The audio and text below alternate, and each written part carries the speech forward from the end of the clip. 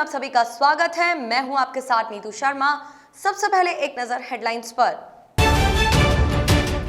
बढ़ते कोरोना के मामलों को लेकर पीएम मोदी ने मुख्यमंत्रियों के साथ की बैठक। कहा, देश भर में टेस्टिंग, ट्रैकिंग और ट्रीटमेंट पर देना होगा जोर। फोन टैपिंग को लेकर राजस्थान विधानसभा में जमकर हंगामा। सत्ता पक्ष और विपक्ष में जमकर हुई नोकझोंक। गहलोत सरकार की 2 साल से जन विरोधी नीतियों और कुशासन के विरोध में भाजपा का प्रदर्शन। प्रदेश में बिगड़ती कानून व्यवस्था सहित अन्य मुद्दों पर भी जमकर नारेबाजी। और जोधपुर में युवा कांग्रेस ने महंगाई के खिलाफ किया प्रदर्शन। ऊंट गाड़ी पर बैठकर राष्ट्रपति के नाम सौंपा ज्ञापन। देश के कई राज्यों में कोरोना के बढ़ते मामलों के बीच प्रधानमंत्री नरेंद्र मोदी ने मुख्यमंत्रियों के साथ वर्चुअल बैठक की। बैठक में राजस्थान के मुख्यमंत्री अशोक गहलोत भी शामिल हुए। उन्होंने प्रदेश को और वैक्सीन देने की मांग की। इस दौरान प्रधानमंत्री मोदी ने सभी मुख्यमंत्रियों से कहा कि हमें वैक्सीनेशन बढ़ाने पर जोर देना होगा। गांवों में कोरोना बढ़ा तो परेशानी होगी, इसलिए राज्य बंदिशें अपने हिसाब से तय करे। इस बैठक में पश्चिम बंगाल की मुख्यमंत्री ममता बनर्जी और छत्तीसगढ़ के सीएम भूपेश बघेल शामिल नहीं हुए। पीएम मोदी ने कहा कि भारत में 96% से भी ज्यादा केस रिकवर हो चुके हैं। उन्होंने कहा कि महाराष्ट्र और मध्य प्रदेश में कोरोना के मामले तेजी से बढ़ रहे हैं। देश भर के 70 जिलों में पिछले सप्ताह से कोरोना मामलों की तादाद 150% तक बढ़ गई है। पीएम मोदी ने कहा कि मध्य प्रदेश, राजस्थान, गुजरात और महाराष्ट्र ऐसे राज्य हैं जहां टीकाकरण अच्छे से हुआ है। पश्चिम बंगाल की मुख्यमंत्री ममता बनर्जी ने बंगाल के झारग्राम में चुनावी रैली की।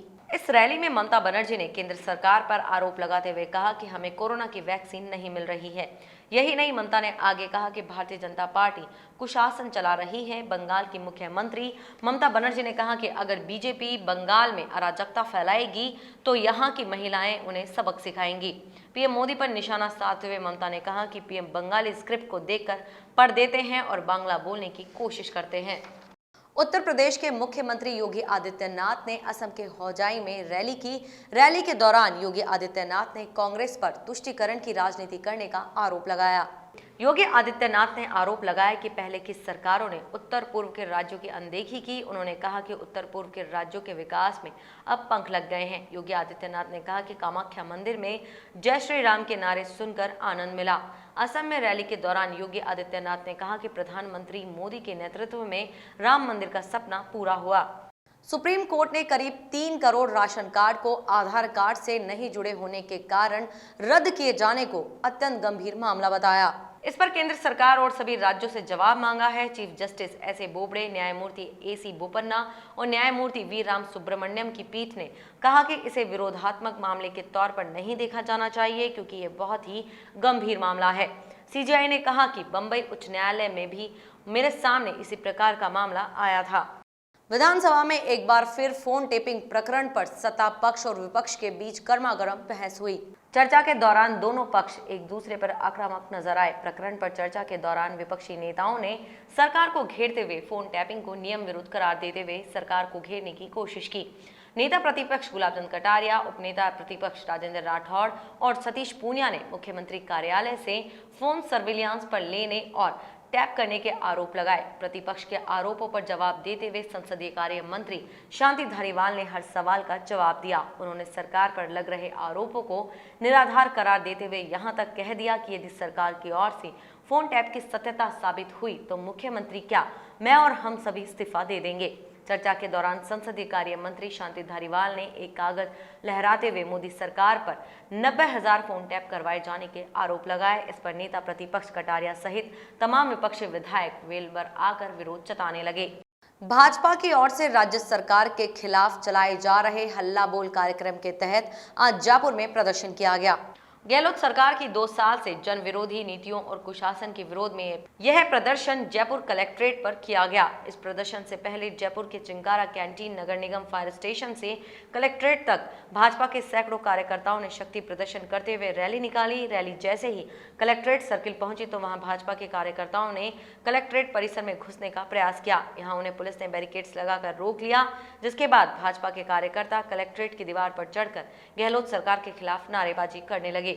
राजस्थान यूनिवर्सिटी में 21 सूत्रीय मांगों को लेकर चल रहा ABVP का अनशन अब उग्र हो गया है। ABVP ने पहले विवेकानंद गार्डन में कार्यकर्ता सम्मेलन किया, उसके बाद कुलपति सचिवालय पर जाकर प्रदर्शन किया। सचिवालय के अंदर से ताला लगाने पर ABVP कार्यकर्ताओं में आक्रोश बढ़ गया। छात्र नेताओं ने कुलपति से मुलाकात की बात कही, लेकिन मुलाकात नहीं होने पर कार्यकर्ताओं ने नारेबाजी करते हुए विरोध करने लगे। इसके बाद पुलिस प्रशासन के साथ एबीवीपी के कार्यकर्ता उलझ गए। बढ़ते विरोध को देखते हुए पुलिस ने छात्रों पर लाठियां भांज दी और मौके से सभी छात्रों को खदेड़ दिया। आरयू प्रशासन से सफल वार्ता के बाद छात्रों ने धरना प्रदर्शन व अनशन समाप्त कर दिया। बेंगलुरु से जयपुर आ रही इंडिगो की फ्लाइट में एक महिला ने एक बच्ची को जन्म दिया। फ्लाइट में मौजूद एक महिला डॉक्टर ने इंडिगो के क्रू मेंबर्स की मदद से सफल डिलीवरी कराई। फिलहाल महिला और नवजात की हालत सुरक्षित और स्थिर है। जानकारी के अनुसार इंडिगो की फ्लाइट ने बेंगलुरु से उड़ान भरी थी। कुछ ही देर बाद महिला को लेबर पेन होने लगा। विमान में मौजूद एक डॉक्टर ने महिला यात्री का सुरक्षित प्रसव कराया। एयरपोर्ट पर चिकित्सा स्टाफ पीपीई किट पहनकर मौजूद रहा। महिला यात्री का नाम ललिता बताया जा रहा है। इस दौरान विमान में महिला के परिजन भी मौजूद थे। जयपुर के जोबनेर में युवक की गाड़ी से कुचलकर हत्या कर दी गई थी। हत्या के विरोध में आक्रोशित ग्रामीणों और परिजनों ने धरना दिया। कैंपर से युवक को कुचलने के मामले में लापरवाही बरतने पर थाना प्रभारी हितेश शर्मा को सस्पेंड कर दिया गया और 3 पुलिसकर्मी को लाइन हाजिर किया।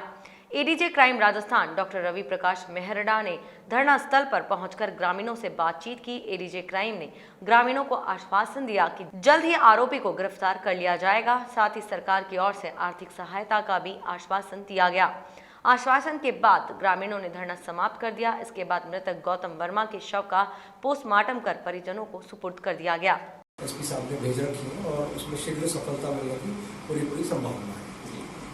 दूसरी डिमांड उनकी एसएचओ के निलंबन को लेकर थी, जिसपे हमारा पहले मत था कि जांच करवा के कराएंगे, लेकिन अंततः कुछ परिस्थितियां ऐसी बनी कि हमने फिर एग्री किया है कि एसएचओ को निलंबित किया जाए। देखिए, मुख्य तो ये दो मांगे थी जिसका मैंने वर्णन किया है। उसके अलावा राज्य सरकार से मुआवजा और नौकरी, वो राज्य सरकार के स्तर की बातें हैं, जो इनका ज्ञापन जिला पुलिस अधीक्षक के मार्फत जिला कलेक्टर साहब को भेजी जाएगी, तो उनके स्तर से राज्य सरकार के स्तर पर प्रयास किए जाएंगे। जोधपुर युवा कांग्रेस कमेटी और युवा कांग्रेस कार्यकर्ताओं ने महंगाई के खिलाफ जमकर प्रदर्शन किया।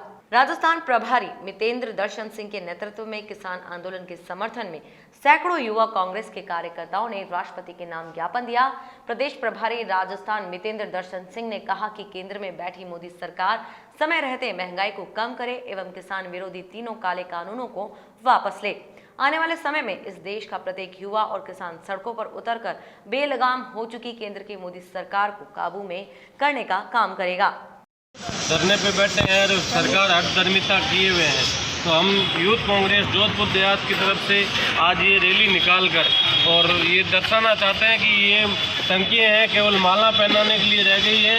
ये गाड़ियाँ माला पहना के ऊँट गाड़ी पे चलने को मजबूर हो गए हैं। और उन किसानों के तरफ देख लो जिन किसानों ने आपसे मांग नहीं की है कि हमें कोई कानून बनाओ, वैसे 3 कानून आपने थोप दिए, वो कानून वापस लें और जो महंगाई बढ़ी है उस महंगाई की वापस लें। प्रदेश सरकार के खिलाफ भाजपा ने विरोध प्रदर्शन करते हुए हल्ला बोल कार्यक्रम रखा। भाजपा की ओर से हल्ला बोल कार्यक्रम के तहत उपखंड मुख्यालयों पर प्रदेश की गहलोत सरकार के खिलाफ विरोध प्रदर्शन किया गया। डीडवाना में भी भाजपा नेता जितेंद्र सिंह जोधा के नेतृत्व में भाजपा कार्यालय से लेकर एसडीएम कार्यालय तक एक रैली निकालकर सरकार के खिलाफ विरोध प्रदर्शन किया गया। इस दौरान कचहरी परिसर में भी जमकर नारेबाजी की गई। उसके बाद उपखंड अधिकारी को राज्यपाल और मुख्यमंत्री के नाम अपनी मांगों को लेकर एक ज्ञापन भी दिया गया।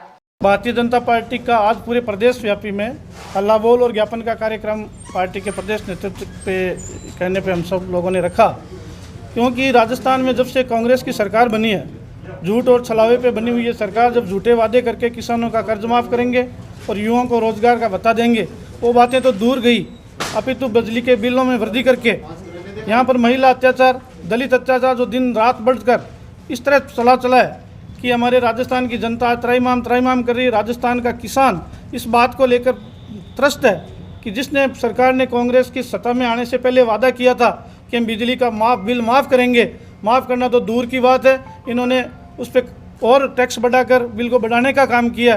डीडवाना शहर में एक स्वास्थ्य शिविर आयोजित किया गया। यह शिविर नेहरू पार्क रोड पर स्थित अंबापा मेडिकल स्टोर पर लगाया गया। शिविर में त्वचा, चर्म, एलर्जी रोग से संबंधित रोगों की जांच की गई। जयपुर से आए डॉक्टर एम चौधरी ने रोगियों की जांच करके उचित परामर्श दिया। इस मौके पर संचालक रामनिवास चौधरी ने बताया कि 45 रोगियों की जांच की गई। ये थी इस बुलेटिन की तमाम बड़ी खबरें। देखते रहिए द एंगल। नमस्कार।